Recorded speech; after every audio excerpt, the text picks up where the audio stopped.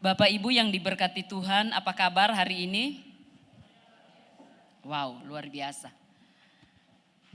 Pagi hari ini saya masih mau berbagi tema yang sama sepanjang bulan ini yang menjadi perenungan kita tentang pribadi Roh Kudus.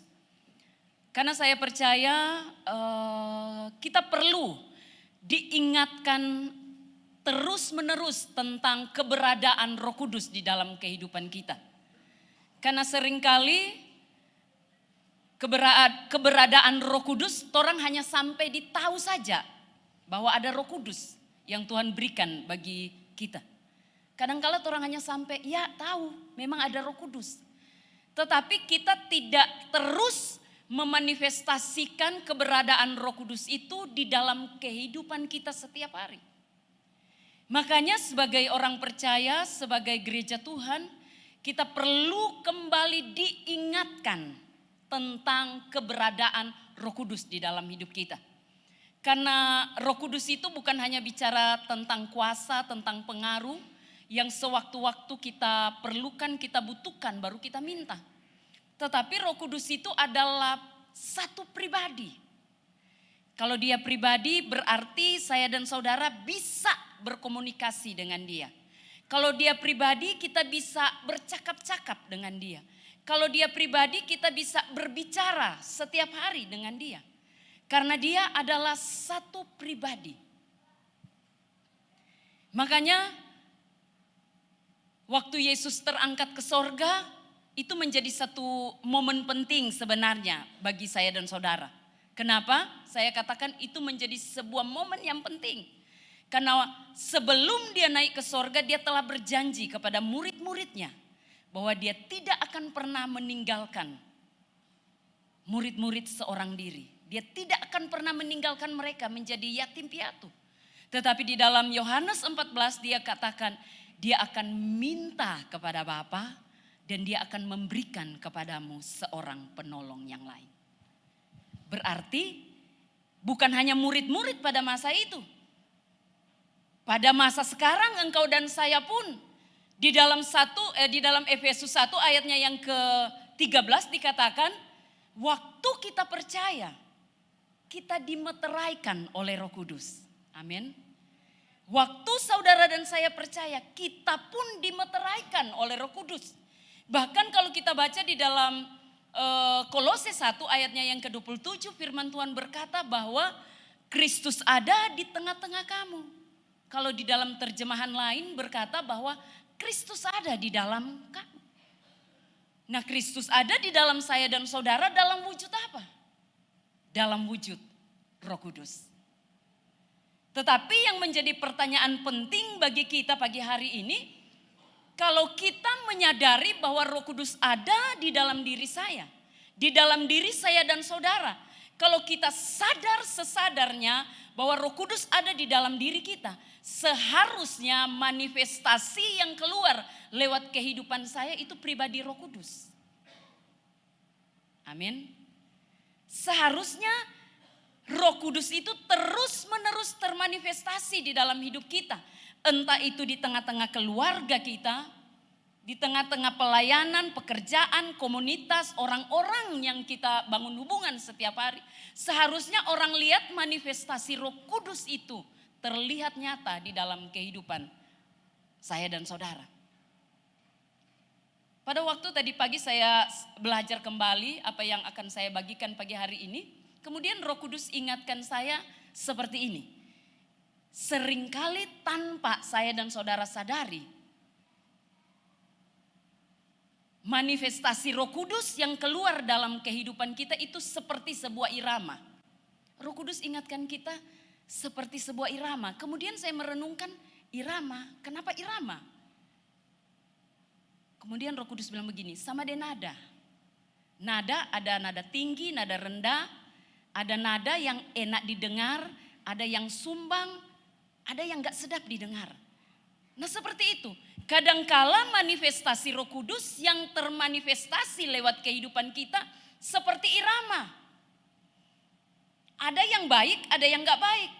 Ada yang sedap didengar sedap dilihat lewat kehidupan kita, ada yang gak sedap dilihat. Padahal kalau Roh Kudus berdiam di dalam diri saya dan kita mengizinkan dia menguasai seluruh kehidupan kita, yang termanifestasi dalam hidup kita pasti itu gaya hidup kerajaan Allah. Amin. Dan pagi hari ini kita akan sama-sama belajar ada 2 poin penting yang perlu kita perhatikan. Kenapa Roh Kudus tidak termanifestasi secara full di dalam hidup kita? Yang pertama, yang perlu saya dan saudara perhatikan di dalam kehidupan kita. Kenapa Roh Kudus itu enggak termanifestasi secara penuh, secara full di dalam hidup kita? Yang pertama yang perlu kita perhatikan adalah perhatikan dengan siapa kita bergaul. Amin. Kita harus perhatikan dengan siapa kita bergaul hari-hari ini. Karena pergaulan itu penting. Pergaulan itu akan menentukan arah perjalanan hidup kita. Dengan siapa kita bergaul itu akan menentukan perjalanan kehidupan saya dan saudara. Dengan siapa kita bergaul hari ini itu akan menentukan masa depan kita. Dengan siapa kita bergaul hari ini itu akan menentukan sikap kita. Dengan siapa kita bergaul hari ini itu akan menentukan respon kita, reaksi kita, cara kita memandang, cara kita berpikir itu ditentukan dengan siapa kita bergaul. Makanya saya senang dengan apa yang ditulis oleh Rasul Paulus di dalam 1 Korintus pasalnya yang ke-13. Kita akan baca 1 Korintus pasalnya yang ke-15.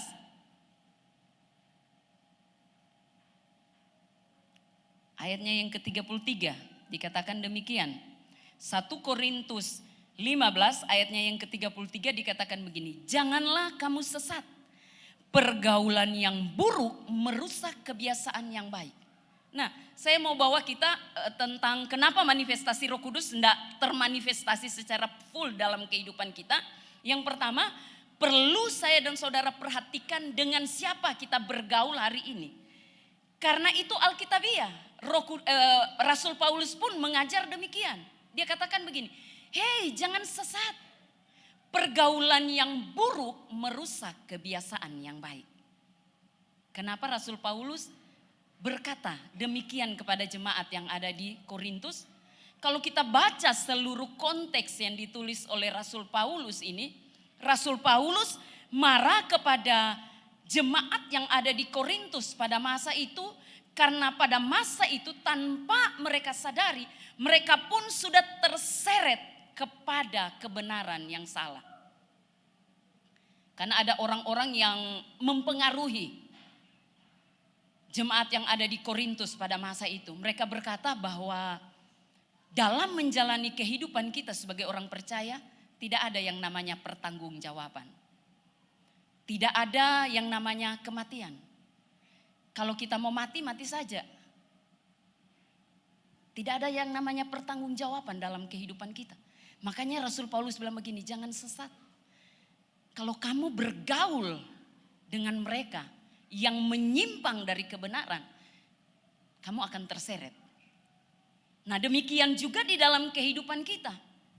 Dengan siapa hari ini kita bergaul, itu akan menentukan sikap kita, respon kita.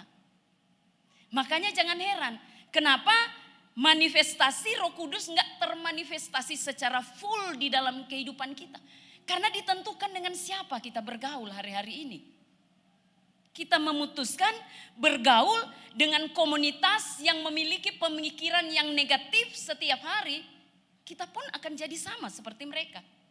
Kita bergaul dengan orang-orang yang suka menilai kesalahan orang lain, keburukan orang lain, itu pun akan termanifestasi dalam hidup kita.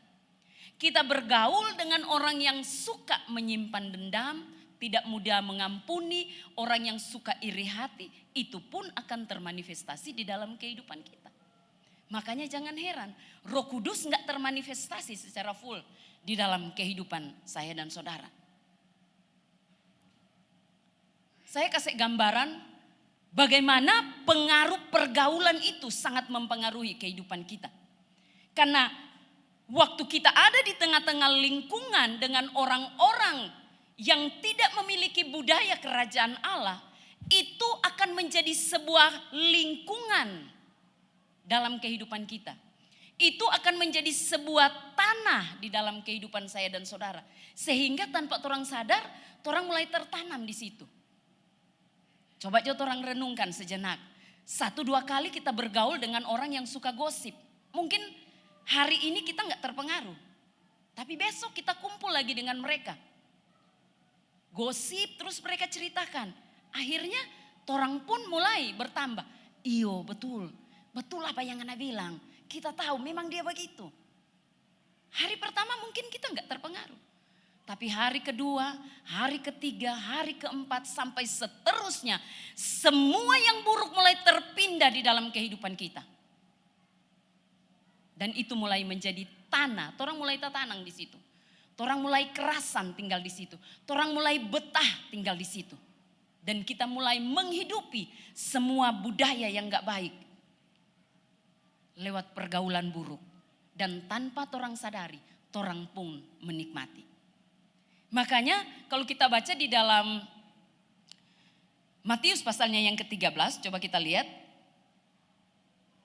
Matius pasalnya yang ke-13. Yesus memberi sebuah perumpamaan tentang seorang penabur. Karena panjang, nanti bisa baca di rumah. Yesus memberi perumpamaan tentang seorang penabur. Ada seorang penabur, dia keluar untuk menabur. Benih pertama, di Alkitab mencatat itu jatuh di pinggir jalan. Waktu benih itu jatuh di pinggir jalan, dia nggak bertumbuh. Kenapa? Karena ada burung datang dan memakan benih itu. Dan benih itu tidak bertumbuh. Benih yang kedua, dia jatuh di tanah yang berbatu-batu. Benih itu dia bertumbuh.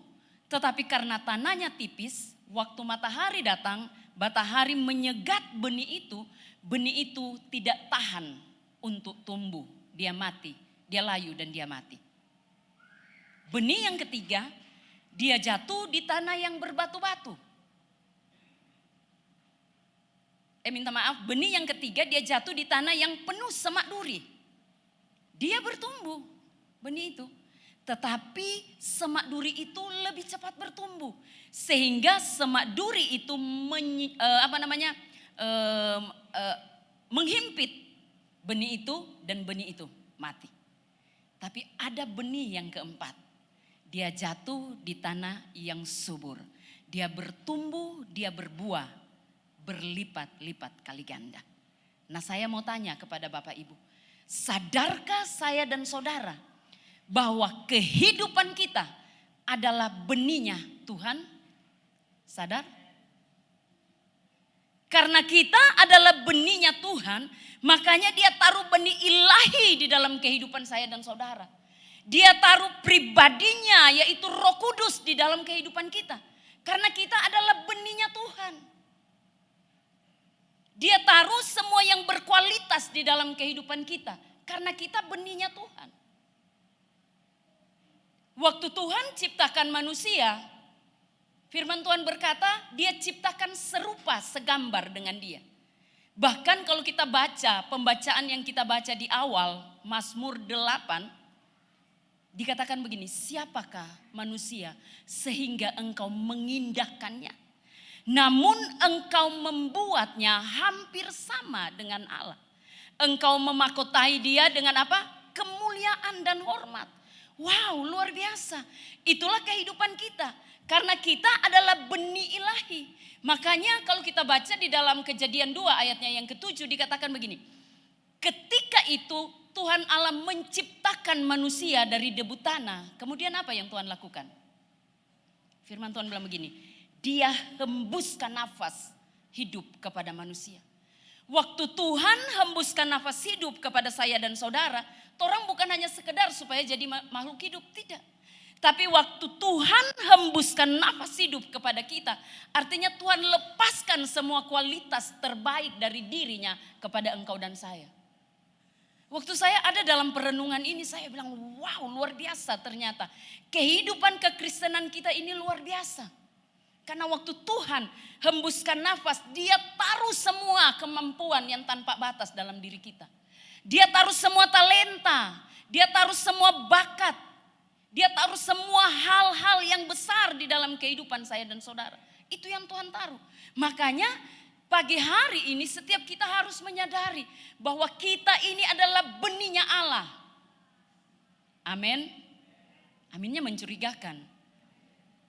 Kita ini benihnya Allah. Nah, yang menjadi pertanyaan penting dalam kehidupan kita. Kita benih Allah.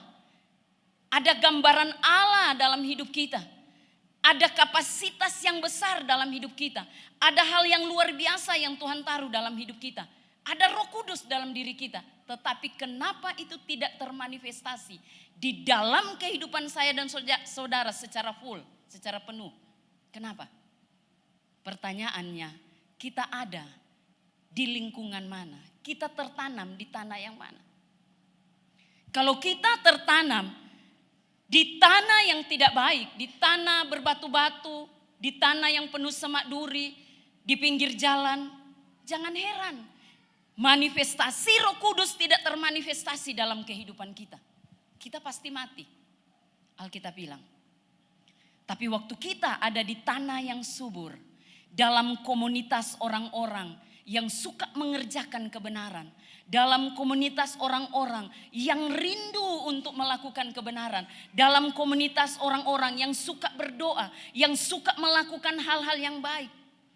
Kalau kita ada di dalam komunitas itu, secara otomatis itu pun akan termanifestasi secara nyata dalam kehidupan saya dan saudara. Amin.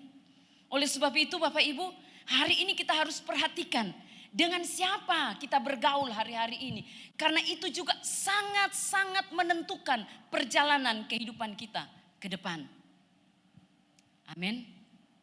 Jadi harus perhatikan dengan siapa kita bergaul. Itu yang pertama. Karena pergaulan itu akan menentukan manifestasi Roh Kudus yang ada di dalam diri kita. Kenapa? Karena Roh Kudus sudah ada di dalam diri kita. Seharusnya waktu kita sadari ini, seharusnya saya dan saudara punya potensi untuk mengeluarkan semua buah roh dalam hidup kita. Kita punya potensi. Kita bisa mengeluarkan kasih, punya potensi, punya kekuatan, punya kemampuan untuk kita manifestasikan. Kita bisa mengeluarkan kebaikan, kemurahan, kesetiaan, kelemah lembutan, penguasaan diri lewat kehidupan kita. Tapi kenapa itu tidak keluar? Saya bilang tadi, kadangkala manifestasi Roh Kudus dalam hidup kita sama dia irama, naik turun, tergantung mood. Ada orang seperti itu. Kalau DP mood bagus, DP muka cerah-ceria, dia tertawa. Beberapa orang salom, tertawa, cipika-cipiki. Karena DP mood bagus.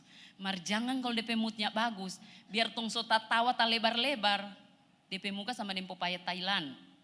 Ada orang seperti itu. Tergantung mood. Padahal kalau kita sadari akan keberadaan Roh Kudus di dalam kehidupan kita, hidup kita nggak tergantung mood. Kalau kita menyadari itu, bukan berarti orang semanusia super, so ndak ada salah. Tidak. Ada proses yang akan mengubah kita. Tapi perlu kita disadari bahwa ada pribadi yang luar biasa di dalam diri saya dan saudara. Ada pribadi yang hebat di dalam diri saya dan saudara. Makanya saya senang dengan perjalanan daripada Raja Daud. Raja Daud bilang begini. Engkau menenun, Raja Daud bilang begini. Di dalam Mazmur 139 dia bilang begini. Engkau menenun aku dalam kandungan ibuku. Aku bersyukur karena kejadianku dahsyat dan ajaib. Ajaib apa yang kau buat dan jiwaku benar-benar menyadari. Jiwa kita perlu disadarkan bahwa ada pribadi Roh Kudus dalam diri kita. Sehingga apapun yang kita alami dalam hidup kita, tidak tergantung dengan situasi di sekeliling kita. Situasi di luar tidak akan mengubah pribadi Roh Kudus yang ada di dalam diri kita.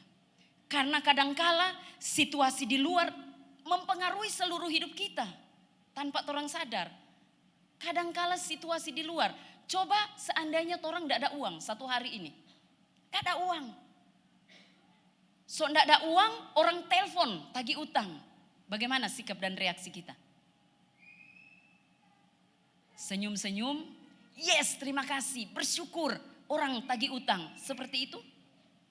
Pasti emosi, marah. Bertanya sama Tuhan, kenapa hidup saya seperti ini? Kadangkala tanpa orang menyadari, sikap kita, reaksi kita ditentukan dengan situasi yang ada di luar kita. Padahal kalau kita sadar bahwa ada pribadi Roh Kudus di dalam kehidupan kita, sikap kita gak akan ditentukan dengan apa yang ada di luar kita. Tapi kita justru akan mengendalikan semua situasi yang ada di luar kita. Amin. Makanya pagi hari ini Bapak Ibu perhatikan dengan siapa kita bergaul. Karena pergaulan itu akan menentukan sikap kita, reaksi kita, respon kita, cara pandang kita. Sangat menentukan dengan siapa kita bergaul. Kita bisa berteman dengan siapa saja di muka bumi ini. Tapi kita harus memilih dengan siapa kita bergaul. Amin. Itu yang pertama. Yang kedua. Hal yang kedua yang perlu saudara dan saya kerjakan dalam kehidupan kita. Hal yang kedua, putuskan untuk bergaul secara terus-menerus dengan pribadi yang namanya Roh Kudus. Kita harus memutuskan untuk kita bergaul secara terus-menerus dengan pribadi yang namanya Roh Kudus dalam kehidupan kita. Karena Roh Kudus yang Tuhan berikan dalam kehidupan kita itu tidak jauh. Tidak ada di surga sana. Tetapi dia ada di dalam diri kita.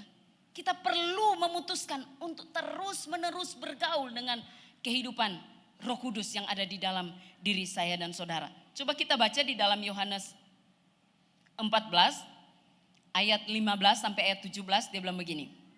Yohanes 14 ayat 15. Jikalau kamu mengasihi aku, kamu akan menuruti segala perintahku. Aku akan minta kepada Bapa dan ia akan memberikan kepadamu seorang penolong yang lain. Supaya ia menyertai kamu selama-lamanya, yaitu roh kebenaran. Roh kebenaran itu Roh Kudus. Dunia tidak dapat melihat dia. Sebab dunia tidak mengenal dia. Tetapi kamu mengenal dia sebab ia menyertai kamu dan akan diam di dalam kamu. Lihat. Pribadi yang Bapa berikan kepada saya dan saudara, roh kebenaran yaitu Roh Kudus, dikatakan begini, dunia tidak melihat dia dan tidak mengenal dia. Tapi saudara dan saya mengenal dia. Dan ada sebuah jaminan dalam kehidupan kita, dikatakan, sebab ia menyertai kamu. Roh Kudus yang ada di dalam diri saya, dia akan menyertai kita sampai kapan? Tidak ada batas waktu dia menyertai kita. Dia katakan menyertai kita selama-lamanya. Tidak ada batas waktu. Kemudian dikatakan begini, dan akan diam di dalam kamu. Nah ini yang luar biasa.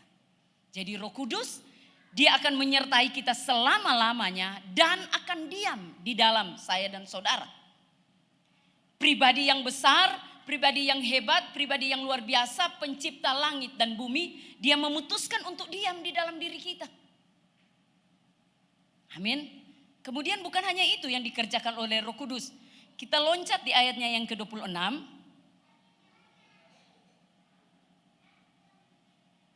Ayat 26 dikatakan begini.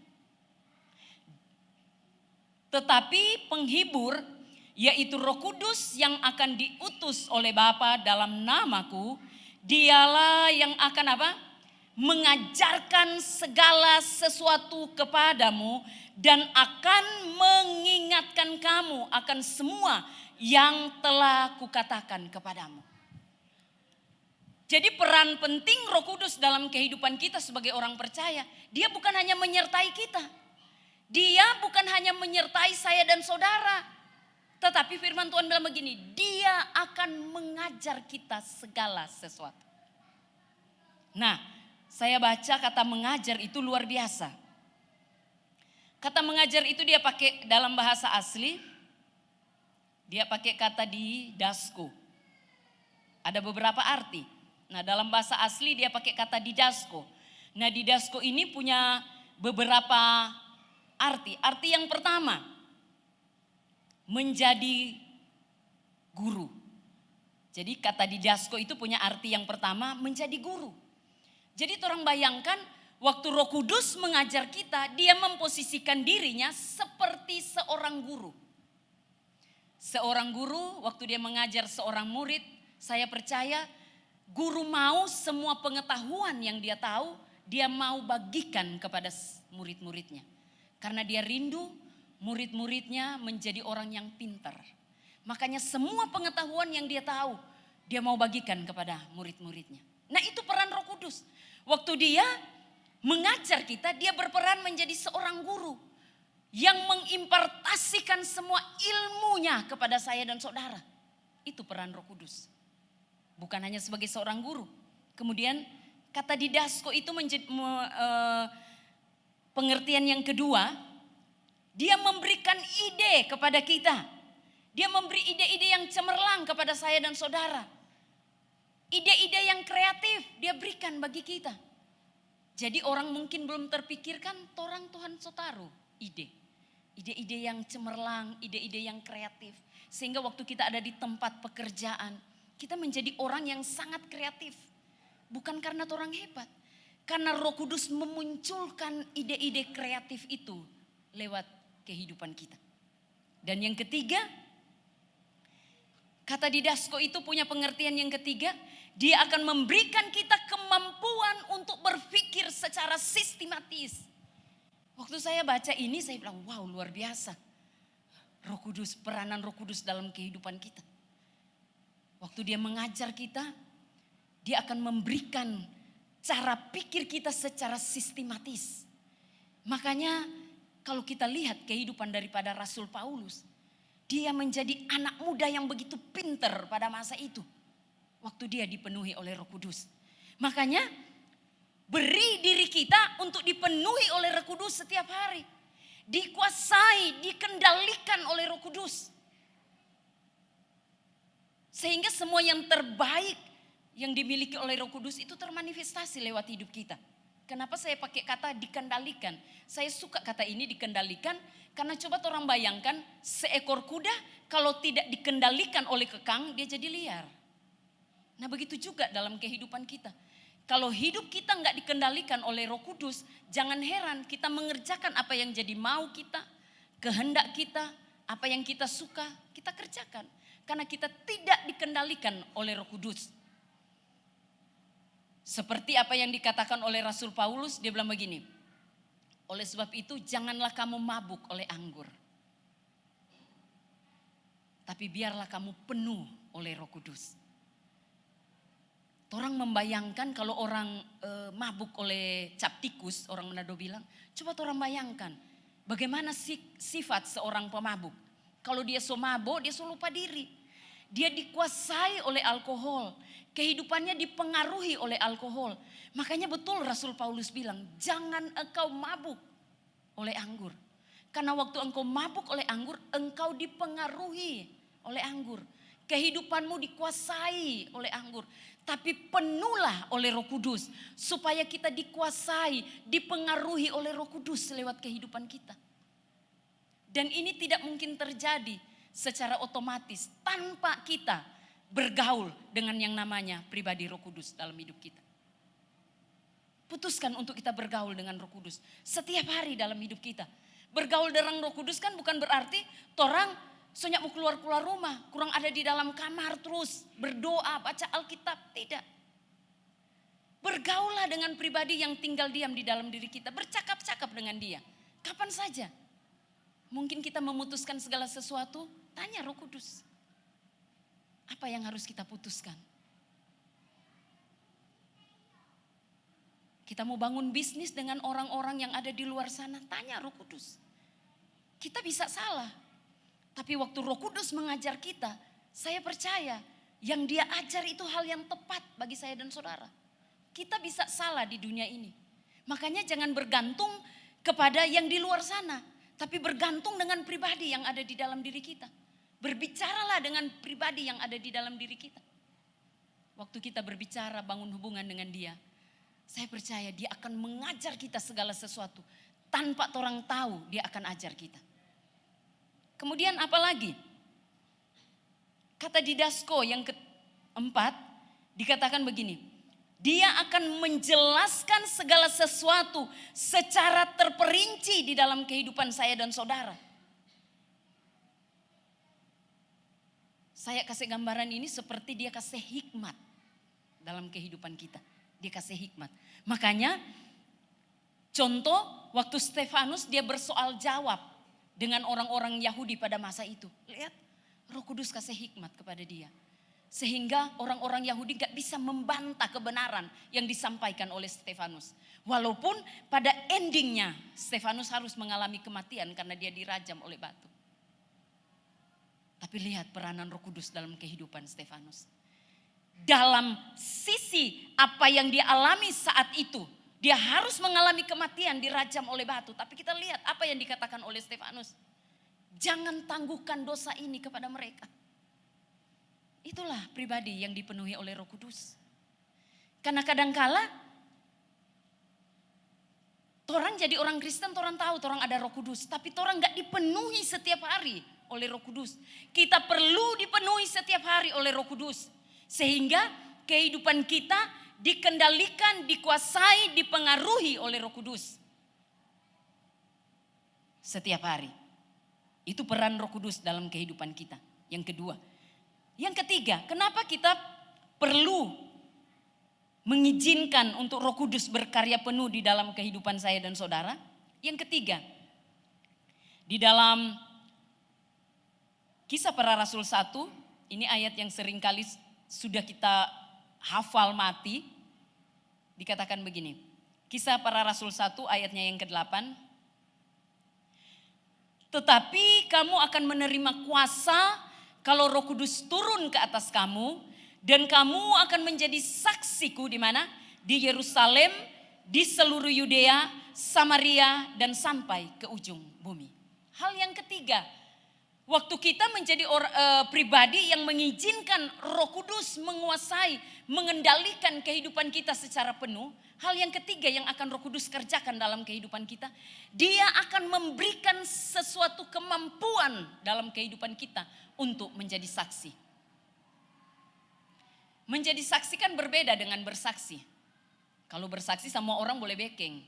Bisa kita ceritakan tentang kebaikan Tuhan. Semua bisa lakukan ini untuk bisa menjadi saksi. Bisa bersaksi. Tapi kalau menjadi saksi itu butuh kekuatan, butuh kemampuan. Saksi itu artinya begini. Kita berdiri sebagai orang percaya dan orang yang tidak mengenal Tuhan melihat Yesus yang nyata itu lewat kehidupan kita. Itu tuh namanya saksi. Orang bisa lihat Yesus nyata enggak lewat kehidupan kita. Makanya Mahatma Gandhi pernah bilang begini. Pengajaran Kristus itu sangat dia junjung tinggi. Tetapi dia tidak menyukai dengan kepribadian orang Kristen. Karena dia enggak lihat Yesus yang nyata lewat kehidupan orang Kristen.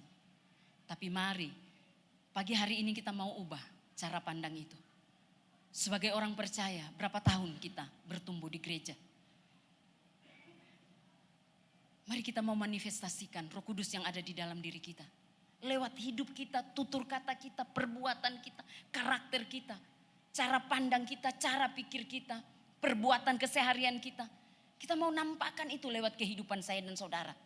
Orang-orang di sekeliling kita bisa melihat kita benar-benar menjadi saksi. Benar-benar berdiri memanifestasikan kebenaran lewat kehidupan saya dan saudara. Kita harus buat keputusan itu. Dan percayalah tanpa Roh Kudus kita tidak punya kemampuan apa-apa. Makanya di dalam Yohanes 14 ayatnya yang ke-15 dikatakan begini. Yang ayat yang kita baca tadi ayat 15 kan bilang begini. Tetapi apabila ayat 15 minta maaf saya baca.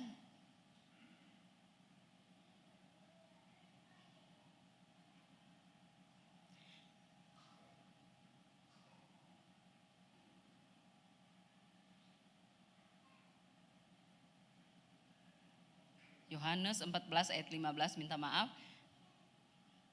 Salah buka. Jikalau kamu mengasihi aku, kamu akan menuruti segala perintahku. Lihat. Tuhan Yesus tahu dengan kekuatan kita, keterbatasan kita, orang gak bisa bikin. perintah Tuhan dalam hidup kita. Mau mengasihi, mau mengampuni saja, mesti tak datang Pak Pendeta. Pendeta, so boleh enggak kita mengampuni? Padahal kita punya kapasitas untuk bisa mengampuni. Dan Tuhan tahu dengan kekuatan kita nggak bisa lakukan. Makanya dia bilang begini, aku akan minta kepada Bapa supaya ia mengirim kepadamu seorang penolong lain. Roh Kuduslah yang ada di dalam kita yang akan memampukan kita untuk mengerjakan seluruh kebenaran ini dalam kehidupan kita. Roh Kudus yang akan menolong kita. Roh Kudus yang akan memampukan kita untuk mengasihi orang yang mengkhianati kita. Roh Kudus yang akan memberi kemampuan kita untuk bisa mengampuni musuh kita. Roh Kudus yang akan memberikan kemampuan bagi saya dan saudara untuk bisa memaafkan orang yang mungkin berkali-kali menyakitkan hati kita. Roh Kudus yang akan memberi kemampuan bagi saya dan saudara. Bukan hebat-hebatnya orang, tidak. Tapi Roh Kudus yang akan memberi kemampuan bagi saya dan saudara. Makanya dikatakan begini, waktu Roh Kudus turun atas kita, dia akan memberikan kita kuasa. Kuasa itu bicara tentang kemampuan dan kekuatan Allah yang tanpa batas. Kemampuan untuk apa? Kemampuan untuk berdiri di atas kebenaran. Sekalipun kita menghadapi kematian. Kita akan tetap berdiri di atas kebenaran. Dan itu yang akan kita hadapi hari-hari ini. Karena kita sudah ada di akhir zaman. Itu yang akan kita hadapi sebagai orang percaya, sebagai gereja Tuhan. Kita akan hadapi ancaman dari luar yang akan menggoyahkan iman kita. Makanya kita perlu Roh Kudus yang menguasai secara utuh kehidupan saya dan saudara. Amin. Jadi 3 kebenaran yang perlu kita pahami dalam kita menjalani kehidupan kita sebagai gereja Tuhan, sebagai orang percaya. Yang pertama, kita perlu perhatikan dengan siapa kita bergaul hari-hari ini. Dengan siapa kita bangun pergaulan kita secara intens hari-hari ini. Dan yang kedua, putuskan untuk bergaul dengan Roh Kudus. Karena waktu kita memutuskan bergaul dengan Roh Kudus, 2 hal yang dia kerjakan dalam hidup kita. Dia akan mengerjakan segala sesuatu dalam kehidupan saya dan saudara. Dan yang kedua, dia akan memampukan kita untuk melakukan seluruh kehendaknya dalam hidup kita. Dia akan memampukan kita untuk terus berdiri di dalam kebenaran. Dia akan memampukan kita untuk melakukan apa yang menjadi kehendak Tuhan di dalam seluruh perjalanan kehidupan saya dan saudara. Bapak Ibu, kemarin waktu kami evaluasi dalam komunitas FA kecil, karena saya percaya waktu saya pindah di Minahasa Utara di Minut, dan kemudian saya dipercayakan untuk bisa membantu gembala wilayah yang ada di Minut. Pertama saya berdoa begini, sama Tuhan, saya bilang begini, Tuhan, rasanya sudah terlalu banyak pekerjaan yang harus saya kerjakan sebagai full time. Saya bilang sudahlah, saya enggak mau terlibat di dalam wilayah. Saya enggak mau terlibat. Saya sudah putuskan saya enggak mau terlibat. Sehingga waktu gembala wilayah telepon untuk bisa bantu, saya bilang aduh jangan saya deh. So banyak sekali pekerjaan. Saya sudah tidak mau. Kemudian setelah saya tutup telepon, tiba-tiba seperti gelisah hati saya. Kemudian waktu hati saya merasa gelisah, Roh Kudus tuntun saya untuk berdoa. Waktu saya berdoa, kemudian satu firman yang sangat kuat Roh Kudus taruh di hati saya. Dan waktu firman itu datang, di doa sampai domilan termehek-mehek, kita sampai menangis. Kita bilang, Roh Kudus ampuni saya. Roh Kudus kasih saya di firman di 1 Timotius pasalnya yang keempat, kalau enggak salah.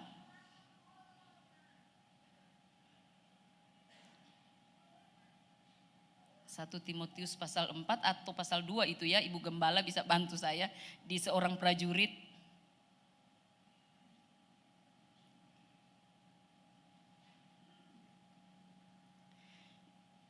Dikatakan begini.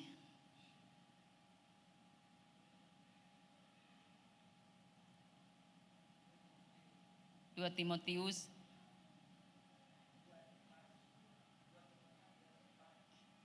Iya, 2 Timotius 2 ayat 4 dibilang begini.